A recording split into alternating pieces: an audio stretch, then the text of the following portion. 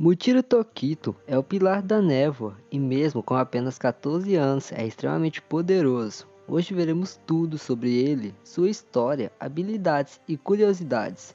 Fica até o final, pois a história dele irá te emocionar. E já comenta qual personagem você quer que tenha a história contada aqui no canal. História: Tokito era filho de um pobre lenhador e sua esposa, uma família muito humilde que habitava uma floresta remota. A casa, mesmo cheia, sempre teve um ar de felicidade. Entretanto, quando a mãe dos garotos pegou um forte resfriado e teve que ficar de cama, seu pai decidiu subir as montanhas em um dia chuvoso para buscar uma erva medicinal que supostamente poderia curar a esposa. Entretanto, antes mesmo do homem chegar, a doença que teria se transformado em bronquite matou a mulher. Além disso, o progenitor dos garotos também faleceu ao despencar do penhasco em que se encontravam os remédios. Fato que teve auxílio do grande tempestade que estava ocorrendo no momento, e com apenas 10 anos de idade, Muichiro e Yushiro deveriam viver sozinhos e, como eram apenas crianças, não sabiam muito bem como fazer isso. Enquanto Yushiro adotou uma personalidade fria e controladora para conseguir manter ele e seu irmão vivos, Muichiro tornou-se como seu pai, um garoto bondoso, gentil, alegre e positivo. Por causa dessa diferença nas reações dos irmãos, ambos passaram a brigar bastante, acarretando uma grande desunião. Yushiro sempre colocava seu irmão para baixo, afirmando que o Mu em seu nome era o In em inútil, brigando com ele por ser tão positivo e alegre. Enquanto mantinham suas vidas com o mínimo, Muichiro considerava a vida que vivia ao lado do seu irmão gêmeo um inferno, querendo se livrar daquilo o mais rápido possível. Na primavera seguinte, Amane, a esposa do grande senhor dos caçadores de Oni, Oyakata-sama, visitou os irmãos com a intenção de recrutá-los para a filiação de caça demoníaca, citando também que ambos tinham a descendência dos usuários da respiração do sol, a primeira respiração usada e que deu origem a todas as outras. Porém, o dom de controlar foi perdida há muito tempo, e com a possibilidade que poderiam controlar o poder com um grande treinamento, mesmo sendo expulsa de casa todos os dias por Yushiro, que no caso não confiava nem um pouco naquilo e afirmava que não iria se tornar um caçador. Ela continuou indo lá todos os dias, insistindo em uma proposta, a qual inclusive foi bem recebida por Muichiro. Como Yushiro considerava a alternativa completamente irrealista, já que o dever dele e de seu irmão era morrer como um nada e não virar um matador de Onis e ter alguma importância. Para ele, eles não nasceram para isso, e muito menos tinham poder para tal. Em contrapartida, Tokito insistia em continuar esperançoso, e acreditando que nasceu com alguma esperança no seu propósito. Quando a casa dos gêmeos foi atacada por um Oni, Yushiro não mostrou êxito ao partir para cima da fera para proteger o seu irmão, acarretando na perda de seu braço em um monte de feridas. Quando Muichiro se deu conta da ocasião em que estava, avermelhou-se em fúria e atacou o Oni com tudo que tinha em mãos, usando inclusive troncos de árvores para matar a fera. Quando finalmente a matou, estava exaurido e totalmente ferido, e enquanto estava deitado no chão, ouvia os lamentos de seu irmão. O jovem falava para que Deus, Buda ou qualquer entidade salvasse seu irmão. Diferentemente dele, o jovem sempre foi um menino alegre e confiante, e ao tentar protegê-lo, oprimiu e retirou dele as graças da vida, não o deixando lutar e se considerando forte. Ele sabia que Tokito tinha um desejo de ser útil e que ele tinha o tirado essa chance. Em seus últimos suspiros, desejou para que alguém fosse punido e que deveria ser ele e não seu irmão. Yushiro estava arrependido e desejava que naquela hora seu irmão fosse salvo. Um momento de amor e arrependimentos não foi apenas isso, já que Yushiro disse que estava errado sobre a colocação do Mu em Muichiro, já que na verdade ele sempre soube que era ao invés de ser In em inútil, era o In em infinito.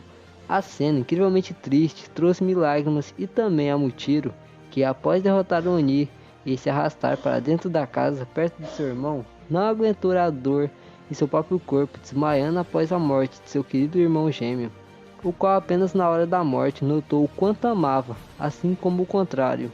Com o desmaio, Tokito teve seu corpo lentamente devorado por larvas e insetos, sendo resgatado no último suspiro por Amane e tornando-se um caçador de Onis.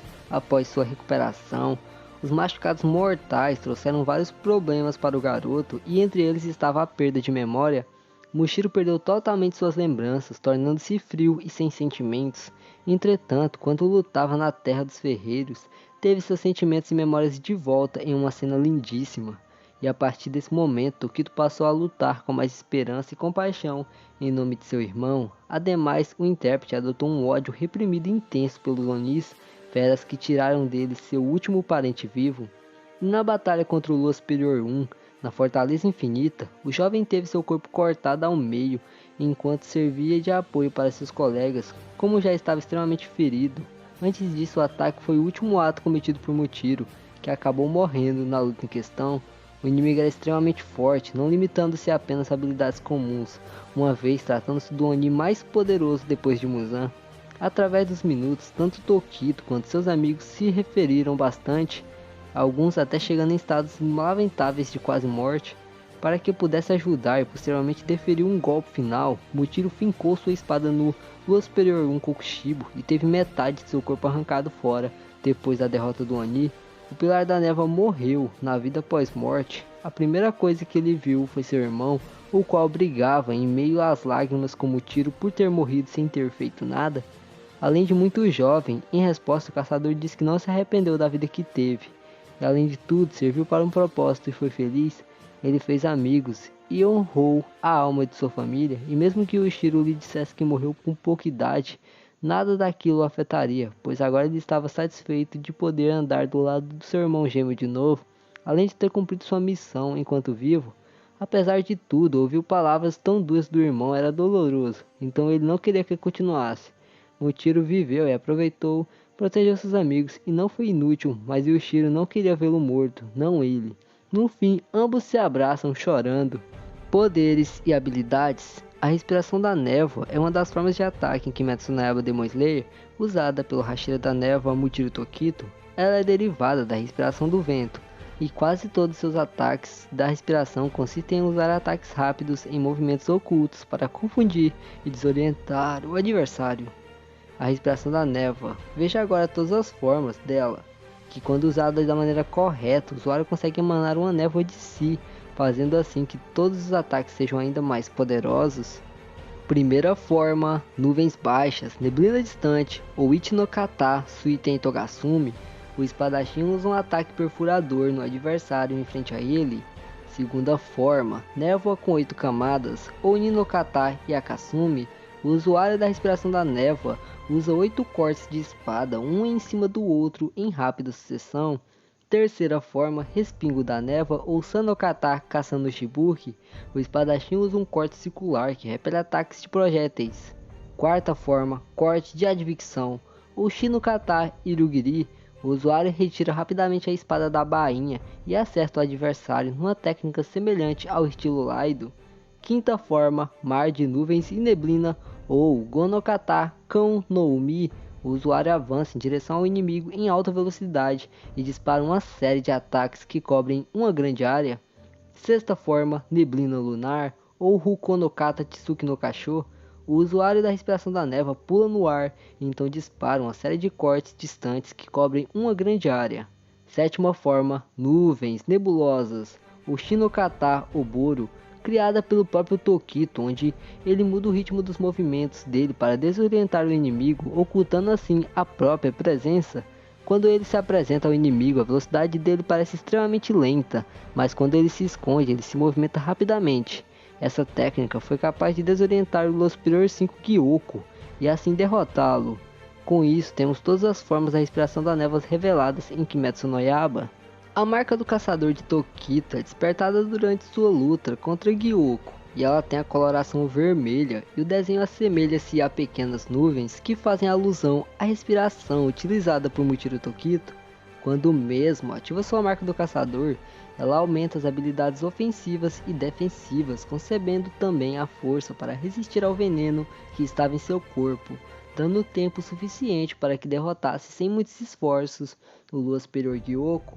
Após a luta do Pilar da Névoa, voltou a ser agonizado pelos sintomas do veneno que estavam em seu organismo. Mundo Transparente é mais uma das habilidades de Tokito. Tokito é um dos personagens que detém acesso à técnica do mundo transparente, que garante ao usuário visualizar as articulações, os músculos e o fluxo sanguíneo de seu oponente, conseguindo prever com precisão os ataques e movimentos de seus inimigos. Curiosidades sobre Muichiro Tokito. A cor favorita de Tokito é azul. Ele é um descendente da família Tsugikuni, sendo descendente de Kokushibo. Muichiro Tokito, Hachiiro da Névoa, apesar de ter apenas 14 anos de idade, Tokito já alcançou o estilo 7 da respiração da névoa e se tornou uma das pessoas mais temidas pelos Onis. A altura de Tokito é de 1,60 m e seu peso é de 56 kg.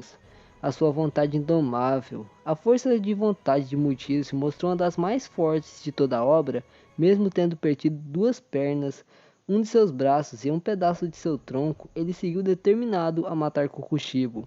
Opa, agora eu queria pedir o seu like e a sua inscrição no canal se gosta de Demon Slayer e animes no geral. Muito obrigado por ter chegado até aqui e até a próxima. Valeu e tamo junto.